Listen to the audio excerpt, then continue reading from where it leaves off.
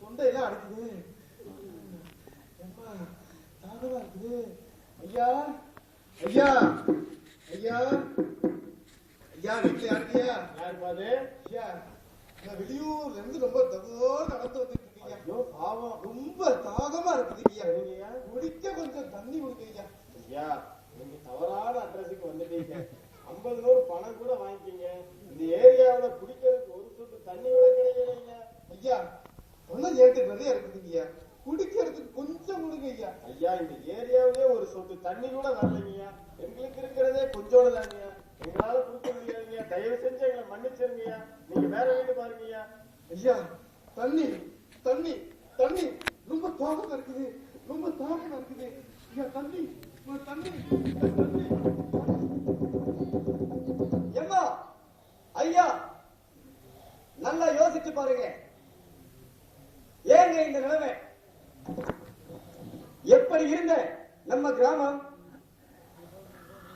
இன்றைக்கு குடிக்க கூட தண்ணி இல்லாத நிலைமைக்கு வந்திருக்கு.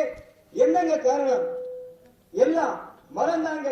மனிதனுடைய உயிர் நாடி. மரம் இல்ல, அதனால மழை இல்ல.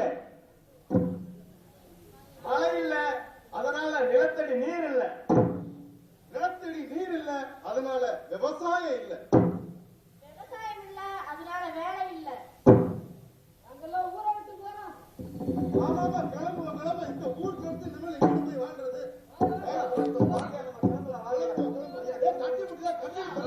ஒரு நிமிஷம், எங்கேயும் போகாதீங்க. கொஞ்சம் பொறுமையா இருங்கய்யா. யாருடா நீங்க? ஐயா, நான் சீட் அறக்கட்டளையில இருந்து வர்றேன். அப்புறம் சீட் அறக்கட்டளையா? ஏங்கய்யா, இந்த லோனை கொடுத்து அப்படியே வந்து அமுக்கிக்கிட்டு ஊரை விட்டு ஓடுற கும்பல் தானே? அப்படி இல்லைங்கய்யா. அதாவது சீட்ஸ் அறக்கட்டளைங்கிறது வந்து இயற்கை வளங்களை பாதுகாக்கிறதுக்காகவும், இந்த காடு வளர்ப்பு திட்டத்துல வனத்துறைக்கு நமது திருக்கூரணம் பஞ்சாயத்துக்கும் ஒரு பாலமா இருக்கிறதுக்காகவும் தான் இந்த அறக்கட்டளை வந்து வந்திருக்கீங்க ஐயா. அப்படியாங்க? ஆமாங்க. நாங்களே வந்து வேலை இல்லாம வெட்டி இல்லாம வெந்து நொந்து அலைஞ்சு குடிக்க தண்ணி இல்லாம ஊரை விட்டே போலாம்னு நினைக்கும் போது நீங்க மறந்துடுறீங்க. அப்படி இப்படிங்கிறீங்க.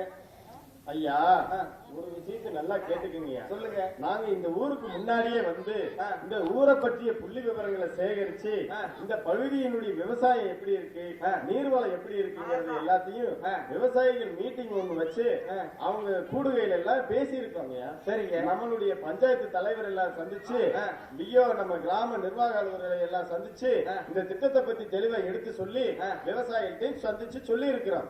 அதாவது நம்ம விவசாய நிலங்கள் இருக்கு பாத்தீங்களா? ஆமா. நம்ம முன்னோர்கள் எவ்வளவு வளமா நம்ம கையில கொடுத்துட்டு போனாங்க. சரி, நம்மளும் அதே மாதிரி வளமா நம்மளுடைய எதிர்கால சந்ததிகள்கிட்ட திருப்பி கொடுக்கணும் இல்லையாங்கய்யா? ஐயா, முன்னொரு காலத்துல மாதம் மும்மாறி மழை பெய்ஞ்சிச்சு.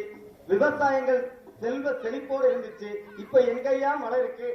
ஐயா, அத பத்தி எல்லா புள்ளி விவரங்களையும் சேகரிச்சு ஒரு திட்டம் தயார் பண்றதுக்கு தாங்க நாங்க எல்லா அடிப்படை புள்ளி விவரங்களையும் சேகரிச்சு வச்சிருக்கோங்கய்யா.